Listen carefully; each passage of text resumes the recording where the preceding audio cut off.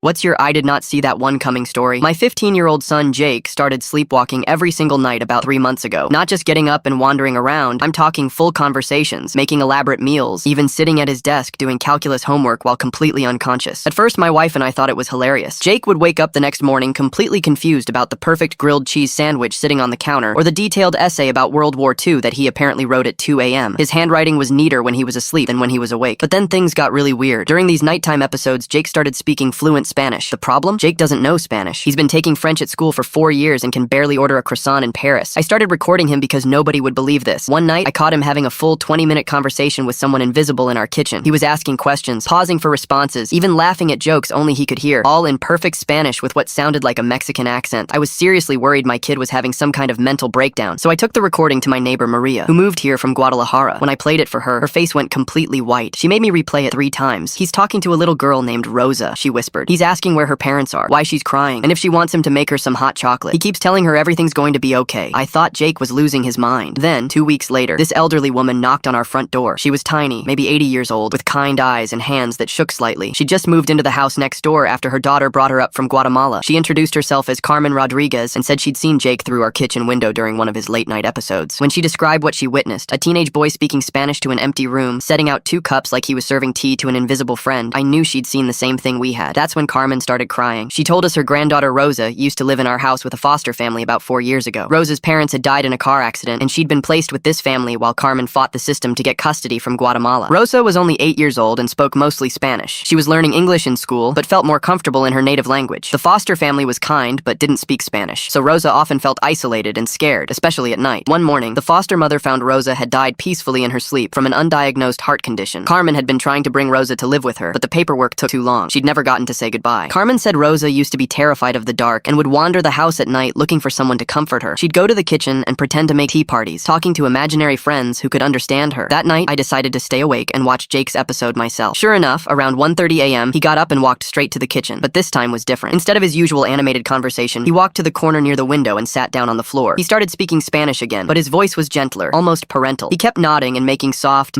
sounds, like he was listening carefully to someone. I recorded the entire 15-minute conversation. The next morning, I took it to Carmen. As I played the recording, tears streamed down her face. Her hands were shaking as she translated, "He's telling Rosa that her abuela is here now, that she's been looking for her and loves her very much. He's saying it's okay to stop being scared, that her grandmother will take care of everything now." At the end, he tells her, "You can go home now, pequeña. Your abuela is waiting for you." Jake never sleepwalked again after that night. When I told him what had been happening, he didn't remember any of it, but he said he'd been having these incredibly vivid dreams about a sad little girl who just wanted someone to understand her. Carmen visits us every week now. She says she finally feels like Rosa found peace.